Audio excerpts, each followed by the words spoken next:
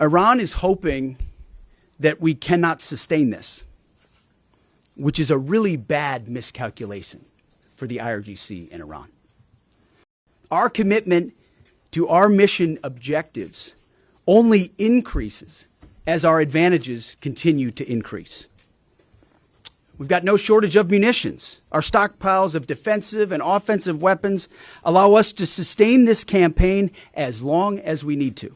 Again, our munition status only increases as our advantage increases. Our capabilities, we have only just begun to fight and fight decisively. Having a chance to hear from Admiral Cooper. If you think you've seen something, just wait. The amount of combat power that's still flowing, that's still coming, that will be able to project over Iran is a multiples of what it currently is right now when you add up our capabilities and those of the Israeli Defense Forces. Our munitions are full up, and our will is ironclad, which means our timeline is ours and ours alone to control, as long as it takes to ensure the United States of America achieves these objectives. And as we flow more forces, and as we flow more capabilities, and as our munitions, as we're flying over the top, have even more devastating effects, we set the tempo, we set the timeline, led by the commander on the ground. Our ear is to the ground to listen to Admiral Cooper. What he needs and what he needs, he will get. And representing the more than 50,000 men and women in uniform currently executing. A couple of examples.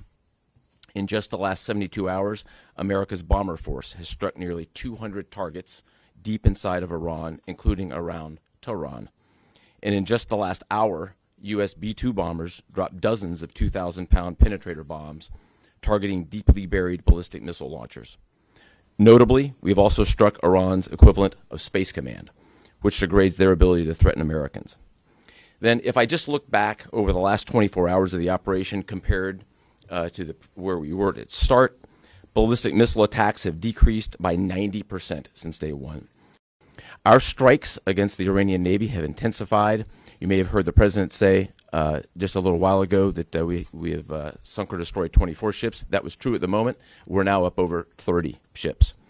And in just the last few hours, we hit an Iranian drone carrier ship, roughly the size of a World War II aircraft carrier, and as we speak, it's on fire.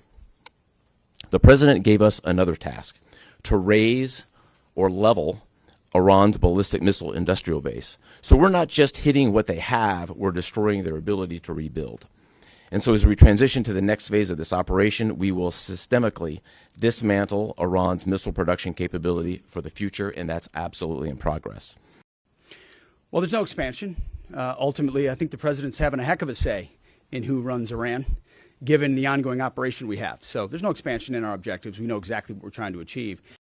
I think it's safe to say there's no plan for a wave of new Middle Eastern refugees to the United States of America. I think, as the president has pointed out for a long time, there are a lot of countries in the region who would be capable of providing that kind of support if need be, but that's certainly not something we're planning. For more such videos, subscribe to the NewsX YouTube channel, hit the bell icon.